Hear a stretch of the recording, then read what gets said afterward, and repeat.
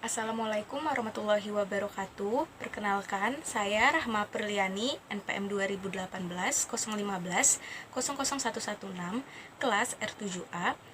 Pada kesempatan kali ini, saya akan membahas mengenai konseling populasi khusus terkait dengan kajian klien pasien penyakit kronis paru-paru basah.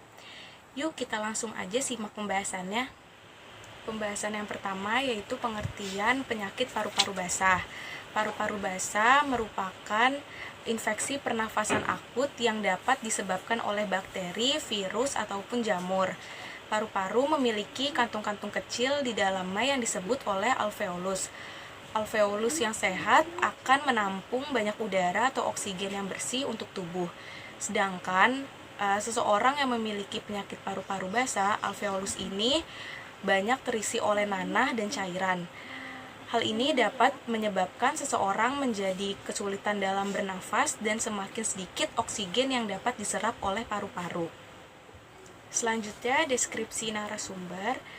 Jadi, klien ini merupakan seorang perempuan berusia 21 tahun. Kita sebut saja dengan R. Diketahui bahwa R ini mengidap penyakit paru-paru basah sejak kecil, sekitar umur 5 tahun. Nah, untuk mengatasi penyakitnya tersebut, klien melakukan penyuntikan di rumah sakit dan rutin mengkonsumsi obat-obatan yang diberikan oleh dokter. Klien juga berharap bahwa ia dapat sembuh dari penyakit paru-paru basahnya yang telah dideritanya ini. Lalu ada profil narasumber. Nama RA itu merupakan inisial, lalu jenis kelamin perempuan, usianya 21 tahun, pekerjaan mahasiswi, dan hobinya menggambar. Lalu permasalahan apa sih yang sering muncul pada diri klien? Jadi klien ini sering mengalami batuk-batuk. Nah, ketika klien batuk ada rasa sakit pada dadanya. Selain itu, klien juga merasakan nyeri pada dada ketika bernafas. Nah, telapak tangan klien juga sering mengeluarkan cairan. Klien juga mudah merasa lelah saat beraktivitas dan kehilangan nafsu makannya. Diketahui pula bahwa klien juga sulit untuk mengkonsumsi makanan yang sehat seperti buah dan sayur. Dari permasalahan yang sering muncul pada diri klien, maka dibutuhkannya analisis kebutuhan.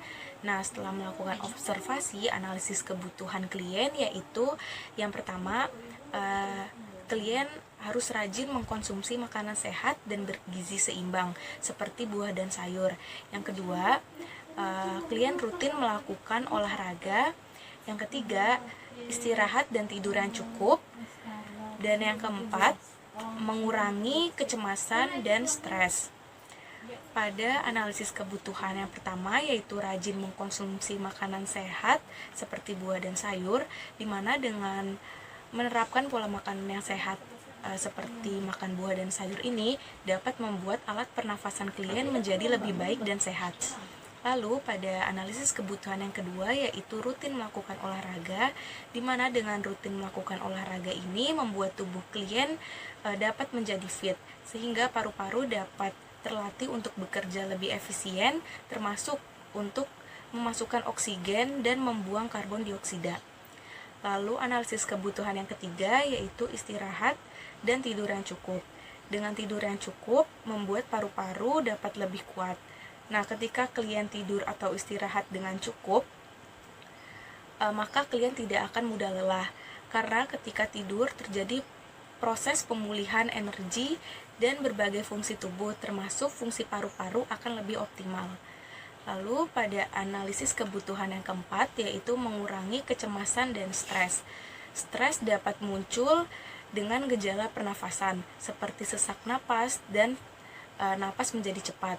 Dengan begitu, klien perlu mengurangi rasa cemas dan stres, karena stres juga dapat memperburuk masalah pernafasan bagi orang yang sudah memiliki penyakit pernafasan seperti penyakit paru-paru basah.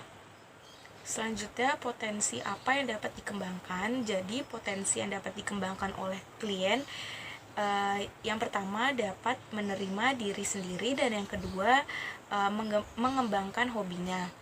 Nah, di dalam menerima diri sendiri ini, klien akan lebih mudah percaya diri di dalam menjalani kehidupannya sehari-hari dan lebih dapat mencintai dirinya sendiri. Lalu yang kedua yaitu mengembangkan hobi. Diketahui bahwa klien ini memiliki hobi menggambar. Nah, dengan mengembangkan hobinya tersebut dapat mengurangi rasa stres sehingga terciptanya hidup yang sehat. Selain itu, dapat pula mencegah kelelahan karena ketika klien menekuni sebuah hobi, maka hobi tersebut menjadi sebuah aktivitas yang dijalankan dengan rasa senang dan bebas. Selanjutnya, cara penanganan konseling. Jadi, cara penanganan konseling yang dapat diberikan kepada klien pasien penyakit kronis paru-paru basah ini yaitu dengan menggunakan konseling realitas dan diberikannya fungsi pemahaman, pengentasan, dan pemeliharaan. Pada konseling realitas, di mana dengan konseling ini dapat melatih klien dalam memilih perilaku yang lebih efektif guna untuk memenuhi kebutuhannya dan untuk menolong klien agar dapat mengurus dirinya sendiri dalam mencapai tujuan yang telah ditetapkannya. Lalu diberikannya fungsi pemahaman, pengentasan, dan pemeliharaan untuk yang pertama itu fungsi pengentasan, di mana untuk mengetahui pemahaman tentang diri klien dan permasalahan yang sedang dihadapinya. Lalu pada fungsi pengentasan diberikan untuk mengatasi permasalahan yang sedang dihadapi klien, dan fungsi pemeliharaan diberikan agar klien dapat memelihara segala sesuatu yang baik yang ada pada diri klien. Lalu pembahasan yang terakhir yaitu mengenai layanan BK yang tepat. Jadi layanan BK yang tepat diberikan kepada klien yaitu dengan menggunakan layanan konseling individu dan layanan informasi. Layanan konseling individu merupakan layanan yang membantu klien dalam mengentaskan masalah pribadinya. Dan layanan informasi merupakan layanan yang membantu klien di dalam menerima dan memahami berbagai informasi. Nah, layanan konseling individu ini diberikan agar klien dapat terbuka dengan konselor tanpa adanya rasa malu ataupun merasa terintimidasi di dalam menceritakan permasalahan yang sedang dihadapinya. Lalu dengan diberikannya layanan informasi untuk membekali klien dengan berbagai pengetahuan yang perlu disampaikan untuk memecahkan permasalahan yang dihadapinya tersebut. Selain itu, dapat pula merangsang klien untuk dapat secara kritis mempelajari berbagai informasi yang berkaitan dengan perkembangannya. Baik, sekian pembahasan mengenai kajian klien pasien penyakit kronis paru-paru basah. Semoga pembahasan ini dapat bermanfaat dan dapat dimengerti. Terima kasih. Wassalamualaikum warahmatullahi wabarakatuh.